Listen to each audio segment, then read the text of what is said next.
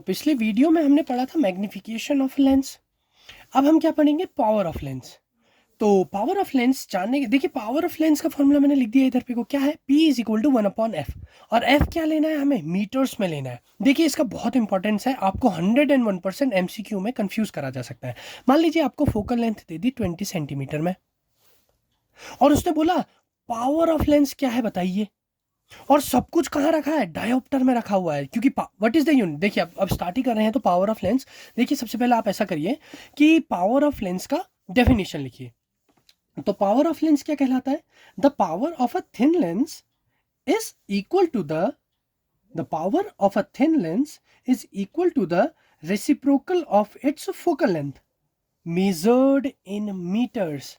तो बहुत आसान सी बात है, जो मैंने लिखा है इसी को मैंने शब्दों में जो मैंने यहाँ पे फॉर्मूला लिखा है उसी को हमने शब्दों में लिख दिया। क्या? The power of a thin lens, P is the power of the thin lens representing here, is equal to the reciprocal of the focal length of that thin lens in meters या measured in meters। अब measured in metres का क्या फंडा है इधर पे को? देखिए मेजर्ड इन मीटर्स का फंडा ये है कि 1 मीटर का फोकल लेंथ अगर है किसी भी लेंस का, तो उसका जो यूनिट होगा power unit of power will be equal to 1 dioptre. D, capital D here represents the unit of power, that is dioptre. Okay तो अब देखिए मैंने बहुत सिंपल सी चीज आपको बोली, फोकल लेंथ अगर 20 सेंटीमीटर है तो what will be the power of that focal lens. अब देखिए आप कंफ्यूज कैसे कर सकते हैं। पहली चीज, मान लीजिए आपको डायोप्टर में आंसर रखे हुए हैं, तो आप क्या करेंगे? अरे वाह ये तो बहुत आसान सी चीज है, तेरा भाई खेल के आया है, आज तो पास हो जाएगा। बिल्कुल आप निकलेंगे क्लास से बाहर कहते हुए कि भाई सब तो मुझे आता था। लेकिन आप यहाँ पे वो गच्चा खा जाएंगे अगर आप लिखेंगे P इज इक्वल टू 1/20 और आपने लिख लिया मान लीजिए कि भैया नहीं नहीं नहीं 0.05, इतना ही तो होगा। 0.05 गलत तो नहीं कर दिया मैंने? जो भी है चलो देख लेना इसको। 0. एक बार कर ही देता हूँ यार, 5/100 तो जगह 5 कम 5 दूनी 10। हाँ ठीक है 1/20, 0.05 डायोप्टर।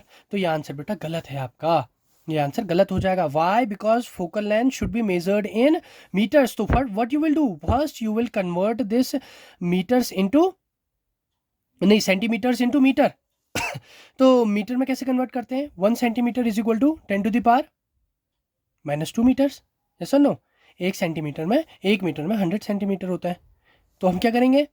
20 इंटू 10⁻²। अब ये ऊपर चला जाएगा 10⁻², यानी कि 20 कितनी आ गई? 5 डायोप्टर इज द आंसर। तो आपको वहां ये मिस्टेक नहीं करनी है, ठीक है? तो क्या करना है देखिए, ऑलवेज एफ इज मेजर्ड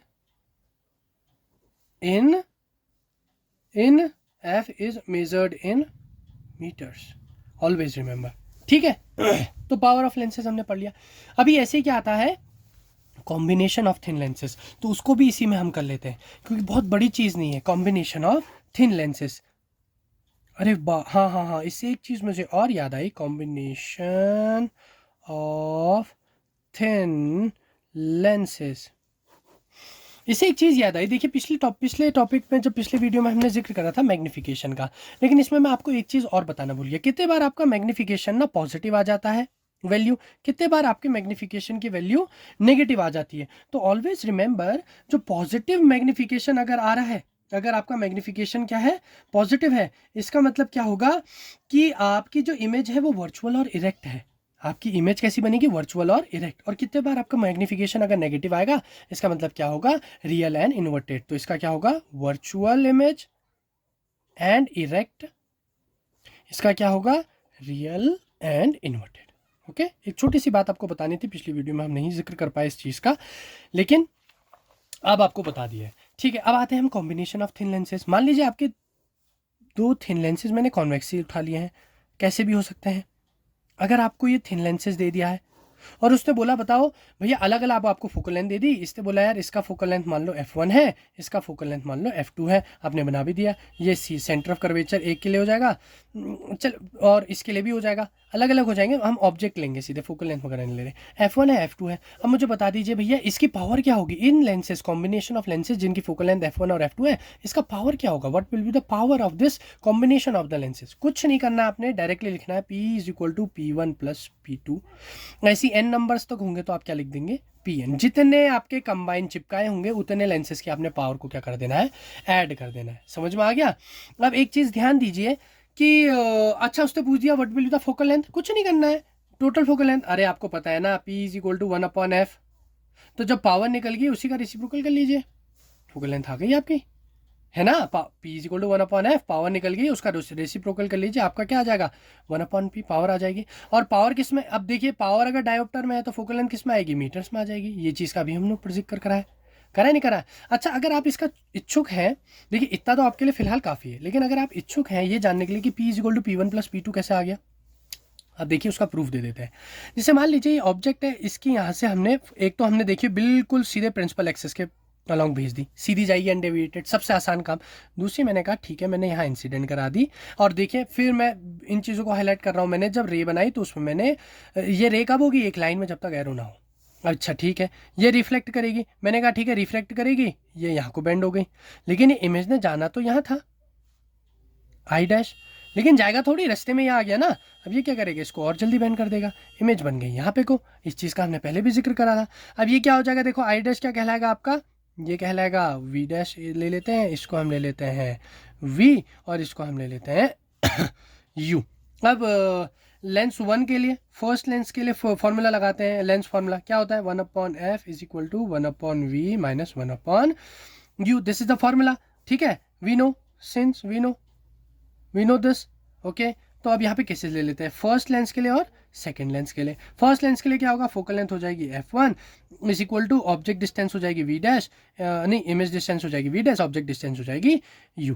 ये पहली इक्वेशन हो गई। यहाँ मान लीजिए f2, अब पहले वाले की इमेज दूसरे वाले के लिए ऑब्जेक्ट बनेगी नहीं बनेगी, देखिए इसको, ये लेंस को ऐसा लगेगा कि यार ये तो कहीं पीछे से आ रही है ना, अगर वो एक्सटेंड करके देखेगा, हाँ यहाँ से पीछे से कहीं से आ रही है, और ये दोनों डाइवर्जिंग रेज हैं तो ये आगे कहीं कन्वर्ज होंगे, वर्चुअल इसके लिए ऑब्जेक्ट बनेगा तो ये आगे कहीं कन्वर्ज हो रहे हैं, तो यहाँ मिल गया ना। तो इसके लिए ऑब्जेक्ट क्या होगा, वी डैश होगा, और इमेज क्या होगी v, तो 1 minus v upon v dash. ये इक्वेशन आपकी क्या हो गई, 2 हो गई। अब देखिए ज़रा ध्यान दीजिए कि v डैश यहाँ पॉजिटिव है और यहाँ नेगेटिव है, तो हमें इन दोनों को टर्मिनेट करना है, क्या कर देते हैं इक्वेशन 1 प्लस 2 कर दिया, क्या बन जाएगा 1/f1 plus 1/f2 is equal to v dash से वी डैश कट जाएगा 1/v minus 1/u, that is 1/f, और 1/f क्या होता है p, this is p1, this is p2 is equal to p, so this is the proof. यहाँ पे लिख दिया मैंने, सॉरी ध्यान नहीं दिया करते वक्त। तो देखिए ये आपका प्रूफ है, ओके। तो कोई प्रॉब्लम नहीं, आसानी से हमारा क्या आ गया, कॉम्बिनेशन ऑफ थिन लेंसेज। तो इससे आपको पावर बोले, इससे आपको फोकल लेंथ बोले, तो आप कुछ भी निकाल सकते हैं, कितने ही क्यों ना हो, अनगिनत क्यों ना लगा दे, 10 लगा देगा तो 10 की फोकल लेंथ को क्या करेंगे हम, ऐड कर लेंगे। ठीक है, अब इसके बाद हमारा एक आखिरी टॉपिक बचता है रिफ्रैक्शन थ्रू प्रिज्म। तो नेक्स्ट वीडियो में हम उसके बारे में जिक्र करेंगे, नेसेसरी चीज़ों को देखेंगे, ज़्यादा डीप नहीं जाएंगे क्योंकि अभी हम बोर्ड्स की तैयारी कर रहे हैं जो कि कुछ ही दिनों बाद हैं। तो इसीलिए मैं आपके लिए इंपॉर्टेंट टॉपिक्स ही लेके आ रहा हूँ। इनसे रिलेटेड मैं एक कंबाइंड वीडियो एक अलग से वीडियो बनाऊंगा जिसमें मैं सारे क्वेश्चन का जिक्र करूँगा। तो अभी आप पहले टॉपिक्स को समझ लीजिए, जान लीजिए, फिर इसके बाद हम क्या करेंगे, क्वेश्चंस करेंगे उनके। सो मिलते हैं आपको नेक्स्ट वीडियो में जिसमें हम बात करेंगे रिफ्रैक्शन थ्रू स्फेरिकल, नहीं रिफ्रैक्शन थ्रू प्रिज्म।